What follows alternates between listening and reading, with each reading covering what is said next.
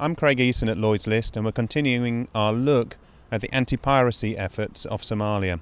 With me is Commander Frank Johnsson of the Swedish Navy. He's recently returned from a period out there with your vessel acting as a flagship under the EU NAVFOR umbrella work that's gone on. Have you seen the developments and the sort of work that you've been doing there? Has it been sufficient? Has it been strong enough? Out of my perspective, the naval operations from a European side of the coin is good.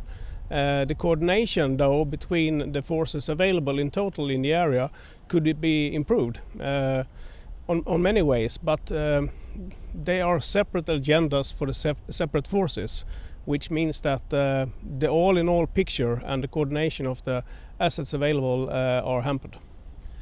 Are you finding yourself then overlapping in some of the areas and some of the work that you've been doing? Yes, of course we are overlapping, and the commanders of the separate task forces, they're doing their best. One issue for them, as always, is the available resources, and which means that they have to make specific priorities in specific areas. And if you look to the area we are operating in, the assets in total are too few. I've heard about pirates actually getting frustrated as both the efforts being taken by the naval forces in the area are actually taking effect, and we see best management practices on the vessels themselves thwarting some of the attacks.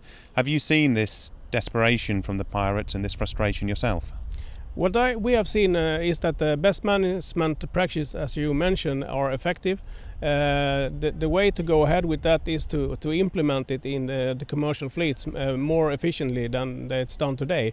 The reactions from the pirates, according to the naval operations ongoing in the area, is that the hostility from the pirates against commercial ships has increased.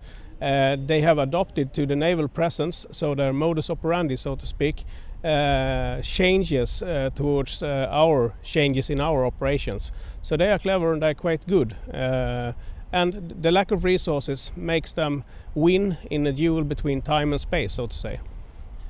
Clearly the efforts need to be strengthened then in terms of tackling the pirates. We see them drawing up their vessels up onto the coastline. There's been an argument that the coastline, the difference between high water and low water, is an area that seems quite grey in some of the definitions. Would you like to see a stronger, more robust approach, the political will, if you like, for you to be able to engage the pirates in that grey area?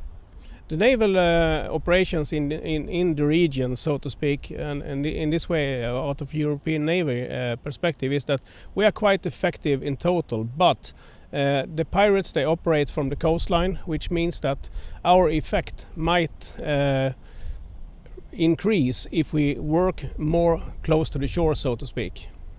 But that needs a political mandate, and that needs more resources and a comprehensive approach in all to reach that more efficient goal, if that can be defined from the political side. Commander Johnsson, thank you very much. Yeah. This is Craig Eason for Lloyd's List.